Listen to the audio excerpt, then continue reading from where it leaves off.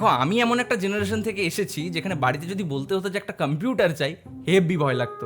আর বাবা মাকে বলার পর বাবা মা যদি মেনেও নিত, তাহলে সেটা পাওয়ার জন্য ওয়েট করতে হতো মাসের পর মাস, বছরের পর বছর, তারপর ফাইনালি পেতাম। আর এদিকে দেখো, মা কষ্ট করে ফুল বিক্রি করছে আর ছেলে তার সব জমানো টাকা খরচা করছে কেন না আইফোন কিনবে বলে। আর তার কোনো গিল্টও নেই।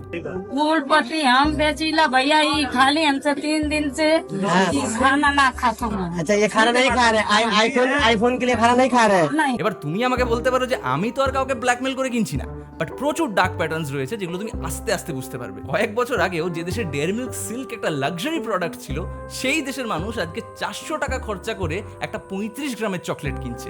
25 টাকায় যে ওআরএস এর প্যাকেট পাওয়া যায় তারই রিভ্যাম্পড ভার্সন ইলেকট্রোলাইট ড্রিঙ্ক আজকে বিক্রি হচ্ছে 600 থেকে 800 টাকায়। কেন? কারণ এগুলো আমেরিকান ইউটিউবাররা বানিয়েছে। মানুষের ইনকাম কি এতটা বেড়েছে?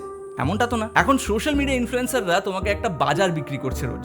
রেন্টে গাড়ি নিচ্ছে, স্পন্সর ট্রিপে যাচ্ছে, যদি যেতে না পারছে তাহলে অন্য কারোর ক্লিপ ইউজ করে বলছে হে হে দেখো আমি ঘুরতে গেছি, কি মজা, ফান। আর তুমি বস এই প্যারাডক্সে ভুগছো যে আমাকেও তো এসব করতে হবে, নাহলে ফোমো হচ্ছে। fear of missing out uncle FOMO, লোলো, রফলো, মিললে লো। সোশ্যাল ভ্যালিডেশন আর অ্যাটেনশন চাওয়ার বাইরে আর কি কারণ থাকতে পারে এইসব বিহেভিয়ারের?